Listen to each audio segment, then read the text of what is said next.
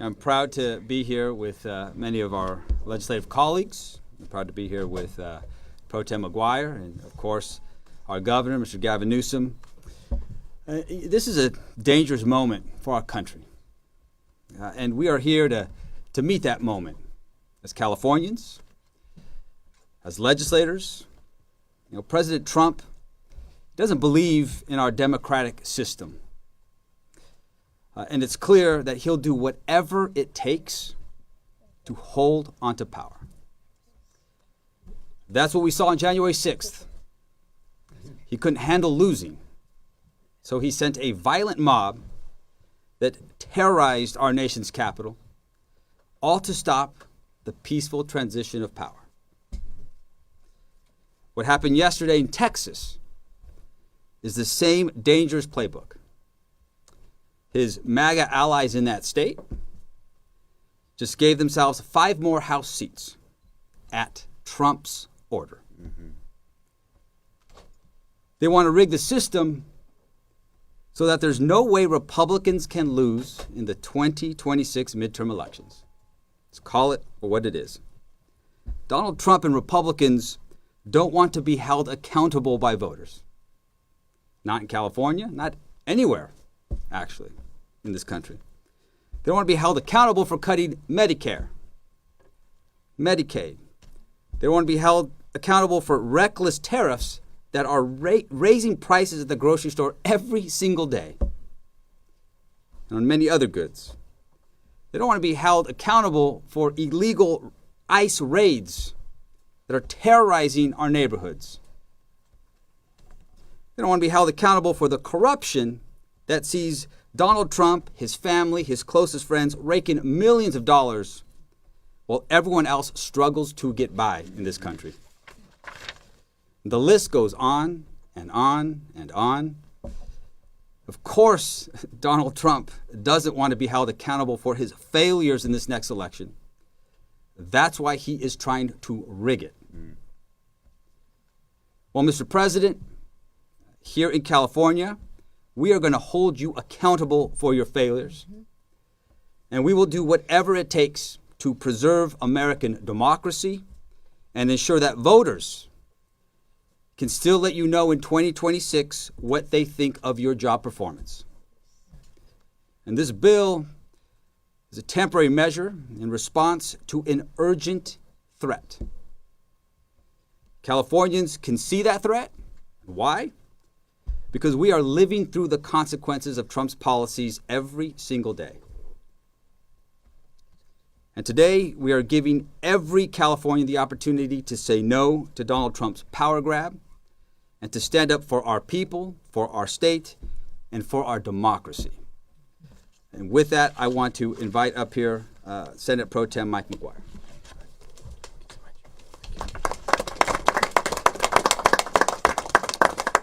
Well, good afternoon. I want to take a moment to acknowledge Speaker Rivas. I've said it before, and I'm going to say it again, and I'll continue to say it. He is one of the best in the nation. We are so grateful that he is helping lead California, and I'm grateful to call him a partner and a friend. And thank you so much, Mr. Speaker, for all your work. I want to acknowledge the governor who has had the backbone to be able to stand up against Donald Trump, one of the few. And accountability is coming, thanks to California. I also want to acknowledge the senators, the assembly members who have moved this historic legislation forward today. And we are here this afternoon because we're putting our faith in our fellow Californians to do the sacred duty to walk into the voting booth, sit at their kitchen table, and do their best to do the right thing. Cast their vote in one of the most consequential elections that we will have in our lifetime. And let's be honest, let's get through the rhetoric. We all know we wouldn't be here in this situation if it weren't for the nefarious actions of Republican leaders in Texas and their boss, Donald Trump. Actions of Republicans in Texas that have now been compounded by inaction from Republicans in California. Let's be crystal clear. All of this entire circus could have been avoided, nullifying nearly a century of election protocols. We know that this is just the start. Redistricting is the first step in Donald Trump's playbook. He said the quiet part out loud earlier this week. They're coming after mail-in voting to disenfranchise tens of millions of Americans. Next stop, the census. Our Republican colleagues, all this week here in California, Republican leaders have gone on TV, had press conferences, did live events on their social media, expressing outrage about the action that California is taking. But what they forgot to mention is how we got here. We got here because of Greg Abbott, Republican leaders in Texas, and their boss, Donald Trump. They started all of this. And sometimes in life, you have to stand for the greater good, even though you may lose your job as an elected leader. Sometimes you have to tell your boss no. You have to do something constructive, do everything in your power to ensure free and fair elections. And that's what Democrats did today here in California. And certainly you have to do more than vote against redistricting reforms the way Republicans have year after year after year. Their votes are public. They have voted against the vast majority of independent redistricting reforms advanced in this legislature over this past decade. You know, it is offensive to be able to see these sham lawsuits that Republican leaders in California are advancing. We called it the Scaramucci of the lawsuits in the last 48 hours. The Supreme Court rejected it. And it's offensive because their brethren are literally tracking elected leaders with state troopers, calling in the FBI, locking legislators in the chambers, and dragging a female legislator out of the bathroom just simply because she didn't have permission to go. Here is, I think, all of our concern. We've seen this story play out in history.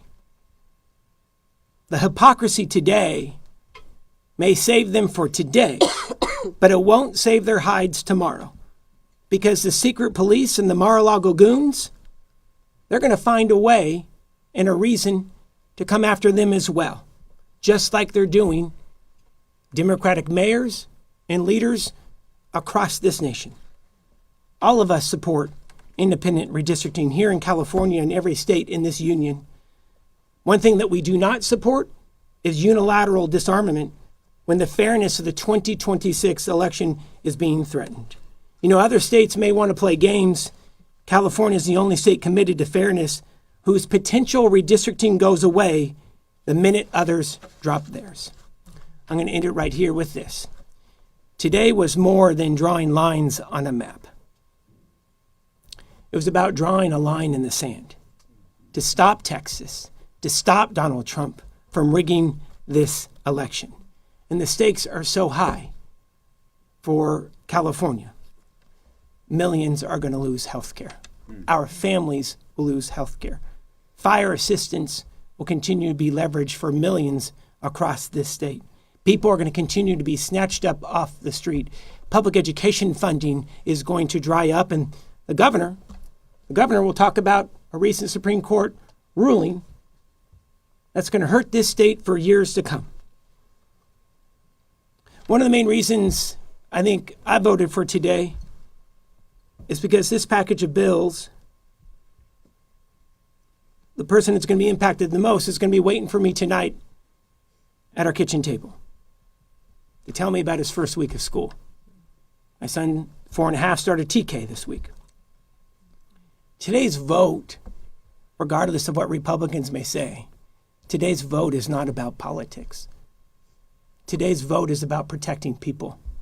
It's about protecting this state, protecting our progress and everything that we stand for. It's about protecting the future, ensuring fairness, and trusting the voters. And I want to take a moment to say thank you to Governor Gavin Newsom for his leadership, for his tenacity, for his backbone. Can we please give him a round of applause? Thank you.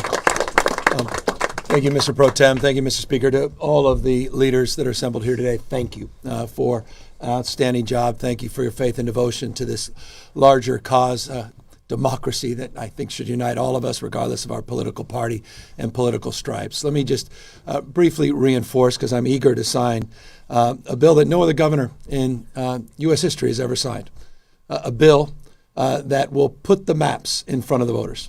We will be the first state in U.S. history to, in the most democratic way, submit to the people of our state the ability to determine their own maps. That simply has not been done. But I want to first just briefly back up and pick up a little bit on what the Speaker and the Pro Tem said, and just remind everybody what they reminded you that need to be reminded, all of us again, of how we got here. We got here because the President of the United States is struggling. We got here because the President of the United States is one of the most unpopular presidents in U.S. history. We got here because he recognizes that he will lose the election. Congress will go back into the hands of the Democratic Party next November. We got here because of his failed policies. Those are being exposed hour by hour, reinforced today by Walmart announcing they'll be raising prices because of the tax increases, because of the tariffs. Reminded every day by a slowing economy, growing mistrust, distrust all across this nation. Across the board, he is failing. He recognized that, and that's why he made a phone call to Greg Abbott asking for 5 seats. You can't win by playing by traditional sets of rules. He plays by no rules. I remind you all the time, it's not the rule of law, it's the rule of Don. And we're standing up to that. We're responding to that. They fired the first shot, Texas. We wouldn't be here had Texas not done what they just did. Donald Trump didn't do what he just did. He went so far as to follow up and say that he didn't just want those 5 seats. He said he's, quote unquote, entitled to those 5 seats. Just pause and reflect on that. Everything should have just stopped there. President of the United States claiming he's entitled to 5 seats. That should put chills up your spine. Every Republican, not just Democrat and Independent, every American.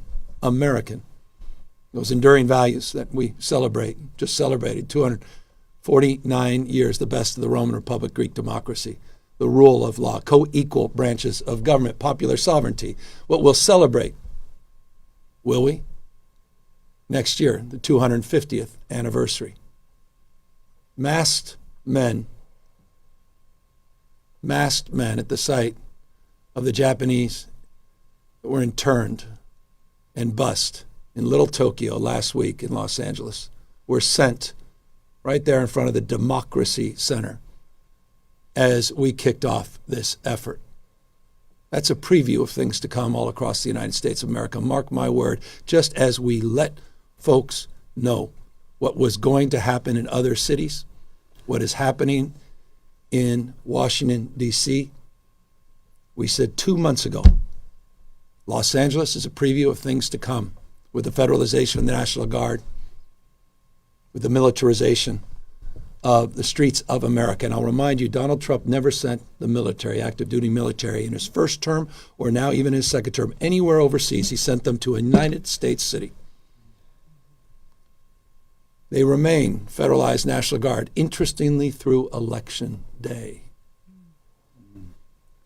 $175 billion in the bill that was just signed to reinforce the ranks of ICE, Homeland Security, for what is increasingly becoming self-evident to anyone with eyes wide open and any level of objectivity, a private army for Donald Trump, owing an oath only to him, not the Constitution of the United States. You just heard from the Speaker that vote-in-mail ballots are being threatened by the President of the United States. 80% of Californians, no coincidence, 80% submitted their ballots in the last election, 86% in 2022, 88% in 2020. He's trying to rig the election. He's trying to set up the conditions where he can claim that the elections were not won fair and square. Open your eyes to what is going on in the United States of America in 2024. 5. That's what this is about. We're responding what occurred in Texas. We're neutralizing what occurred, and we're giving the American people a fair chance. Because when all things are equal, and we're all playing by the same set of rules, there's no question that the Republican Party will be the minority party in the House of Representatives next year. We'll be transitioning, and I'll close, from this process that has unfolded over the course of the last few weeks to the campaign. After I sign these 2 pieces of legislation establishing a special session and the maps, I also will be signing a proclamation on November 4th, the people of the state of California, in a transparent and, as Speaker and Pro Tem said, temporary and democratic way, will have the opportunity to determine their fate and our collective future. And I couldn't be more proud, again, of the extraordinary leaders that are standing up for the rule of law, are standing up for the principles and those enduring values of our founding fathers. Thank you for getting us to this point. We have a lot more work to do to get this done in November 4th.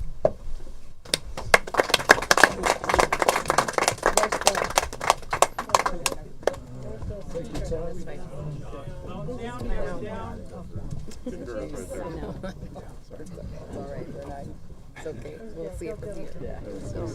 Yeah, well, Here we go. Everybody's trying to get over there.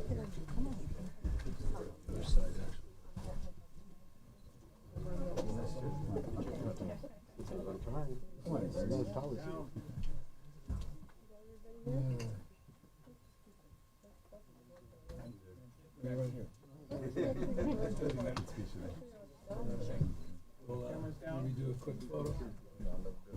Yeah. How much is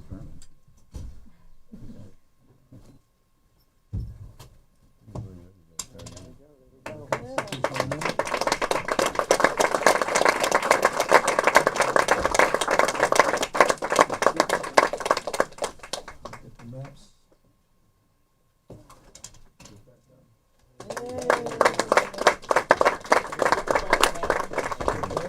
And we'll establish the formality with the special election proclamation, which will establish November 4th, this formal special.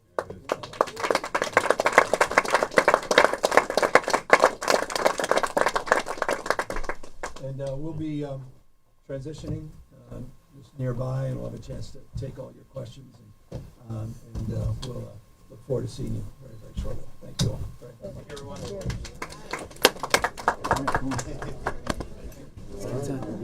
Well done. All right. See you.